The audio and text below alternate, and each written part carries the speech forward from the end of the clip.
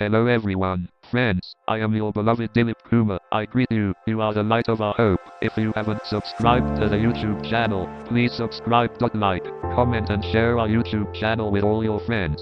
Okay friends, today I will introduce a special person to you on our YouTube channel. That special person, come on friends, who is that special person? Let's get to know complete information about our proud golden girl of Karnataka, Rakshita Raju. She is a special soul, and she has achieved many achievements, and we have a lot to learn from her. Come on, friends, let's get started. Rakshita Raju ಅವರ ಕುರಿತು ಸಂಪೂರ್ಣ ಮಾಹಿತಿ ಇಲ್ಲಿದೆ.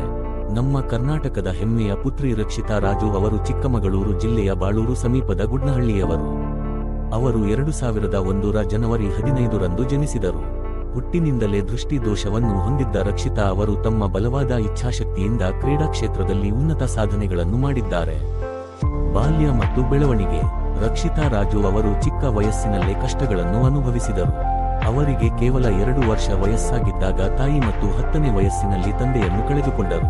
ನಂತರ ಅವರ ಅಜ್ಜಿ ಲಲಿತಮ್ಮನವರ ಆರೈಕೆಯಲ್ಲಿ ಬೆಳೆದರು. ಅಜ್ಜಿಯವರು ಕಿವುಡ ಮತ್ತು ಮೂಕರಾಗಿದ್ದರು. ರಕ್ಷಿತಾ ಅವರ ಹೋರಾಟ ಮತ್ತು ಆಸೆಗಳನ್ನು ಅರ್ಥಮಾಡಿಕೊಂಡರು. ಇದು ರಕ್ಷಿತಾ ಅವರಿಗೆ ದೊಡ್ಡ ಬೆಂಬಲವಾಯಿತು. ಕ್ರೀಡಾ ವೃತ್ತಿ ಜೀವನದ ಆರಂಭ. ರಕ್ಷಿತಾ ಅವರ ಕ್ರೀಡಾ ಜೀವನ ಅವರ ಶಾಲಾ ದಿನಗಳಲ್ಲಿಯೇ ಪ್ರಾರಂಭವಾಯಿತು. ಚಿಕ್ಕಮಗಳೂರಿನ ಆಶಾ ಕಿರಣ ಅಂಧ ಮಕ್ಕಳ ಶಾಲೆಯಲ್ಲಿ ಓದುತ್ತಿದ್ದಾಗ ಅವರ ದೈಹಿಕ ಶಿಕ್ಷಕರು ಅವರಲ್ಲಿದ್ದ ಕ್ರೀಡಾ ಸಾಮರ್ಥ್ಯವನ್ನು ಗುರುತಿಸಿದರು. ಓಟವು ಹೊಸ ದಾರಿಗಳನ್ನು ತೆರೆಯುತ್ತದೆ. ಓಟದಲ್ಲಿ ಉತ್ತಮ ಸಾಧನೆ ಮಾಡಿದರೆ ಬೇರೆ ಬೇರೆ ಊರುಗಳಿಗೆ ರೈಲಿನಲ್ಲಿ ಪ್ರಯಾಣಿಸಬಹುದು ಎಂದು ಶಿಕ್ಷಕರು ಹೇಳುತ್ತಿದ್ದರು. ಇದು ರಕ್ಷಿತಾ ಅವರನ್ನು ಅಥ್ಲೆಟಿಕ್ಸ್ನತ್ತ ಆಕರ್ಷಿಸಿತು. ತರಬೇತಿ ಮತ್ತು ಮಾರ್ಗದರ್ಶನ. ರಕ್ಷಿತಾ ಅವರ ಕ್ರೀಡಾ ಜೀವನದಲ್ಲಿ ಮಹತ್ವದ ತಿರುವು 2016ರಲ್ಲಿ ಉಂಟಾಯಿತು. ರಾಷ್ಟ್ರೀಯ ಕ್ರೀಡಾಕೂಟದಲ್ಲಿ ಅವರು ರಾಹುಲ್ ಬಾಲಕೃಷ್ಣ ಅವರನ್ನು ಭೇಟಿಯಾದರು.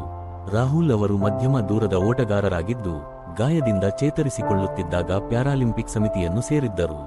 ರಕ್ಷಿತಾ ಅವರಲ್ಲಿದ್ದ ಪ್ರತಿಭೆಯನ್ನು ಗುರುತಿಸಿದ ರಾಹುಲ್ ಅವರ ತರಬೇತುದಾರ ಮತ್ತು ಮಾರ್ಗದರ್ಶಕರ ಜವಾಬ್ದಾರಿಯನ್ನು ವಹಿಸಿಕೊಂಡರು. ಅಂದಿನಿಂದ ರಾಹುಲ್ ಅವರ ಮಾರ್ಗದರ್ಶನ ಮತ್ತು ಬೆಂಬಲ ರಕ್ಷಿತಾ ಅವರ ಯಶಸ್ಸಿನಲ್ಲಿ ಪ್ರಮುಖ ಪಾತ್ರ ವಹಿಸಿದೆ. ದೃಷ್ಟಿ ದೋಷವಿರುವ ಓಟಗಾರರಿಗೆ ಮಾರ್ಗದರ್ಶಕರು ಅತ್ಯಂತ ಮುಖ್ಯವಾದವರು. ರಾಹುಲ್ ಮತ್ತು ರಕ್ಷಿತಾ ಅವರ ಬಾಂಧವ್ಯವು ನಂಬಿಕೆ ಮತ್ತು ಸಂವಹನದ ಮೇಲೆ ಆಧಾರಿತವಾಗಿದೆ. ರಕ್ಷಿತಾ ಅವರು ತಮ್ಮ ಮಾರ್ಗದರ್ಶಕರನ್ನು ತಮ್ಮಷ್ಟಕ್ಕೆ ಹೆಚ್ಚು ನಂಬುತ್ತಾರೆ ಎಂದು ಹೇಳಿದ್ದಾರೆ. ಪ್ರಮುಖ ಸಾಧನೆಗಳು. ರಕ್ಷಿತಾ ರಾಜು ಅವರು ಅಂತಾರಾಷ್ಟ್ರೀಯ ಮಟ್ಟದಲ್ಲಿ ಹಲವಾರು ಪ್ರಮುಖ ಸಾಧನೆಗಳನ್ನು ಮಾಡಿದ್ದಾರೆ. ನಕ್ಷತ್ರ ಚಿಹ್ನೆ 2018ರ ಏಷ್ಯನ್ ಪ್ಯಾರಾ ಗೇಮ್ಸ್, ಜಕಾರ್ತಾ, ಮಹಿಳೆಯರ 1500 ಮೀಟರ್ ಓಟದಲ್ಲಿ ಚಿನ್ನದ ಪದಕ.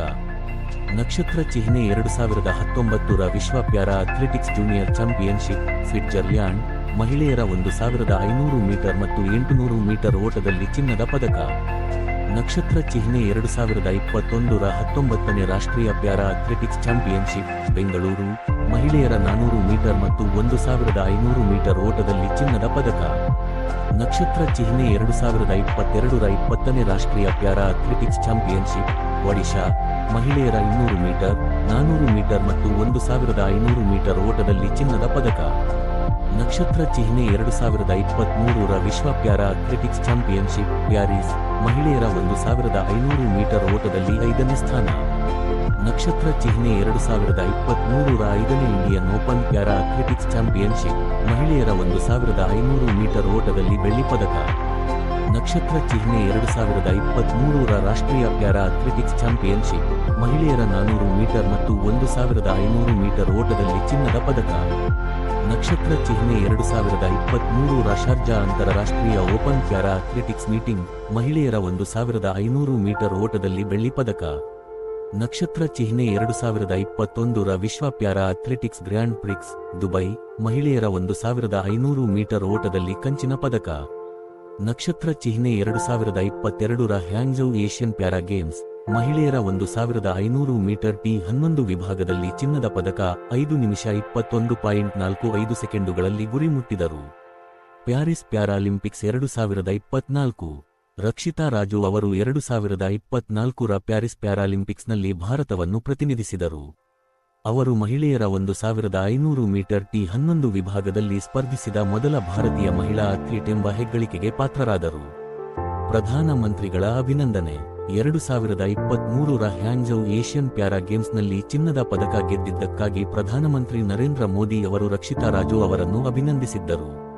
ರಕ್ಷಿತಾ ರಾಜು ಅವರ ಕಥೆ ಕೇವಲ ವೈಯಕ್ತಿಕ ವಿಜಯವಲ್ಲ, ಇದು ಅಸಾಧ್ಯವಾದುದನ್ನು ಸಾಧಿಸುವ ಛಲ ಮತ್ತು ಕಠಿಣ ಪರಿಶ್ರಮಕ್ಕೆ ಒಂದು ಸ್ಫೂರ್ತಿದಾಯಕ ಉದಾಹರಣೆಯಾಗಿದೆ. ದೃಷ್ಟಿ ದೋಷದ ಹೊರತಾಗಿಯೂ ಅವರು ಕ್ರೀಡಾ ಕ್ಷೇತ್ರದಲ್ಲಿ ತಮ್ಮದೇ ಆದ ಛಾಪನ್ನು ಮೂಡಿಸಿದ್ದಾರೆ ಮತ್ತು ಕರ್ನಾಟಕಕ್ಕೆ ಹೆಮ್ಮೆ ತಂದಿದ್ದಾರೆ.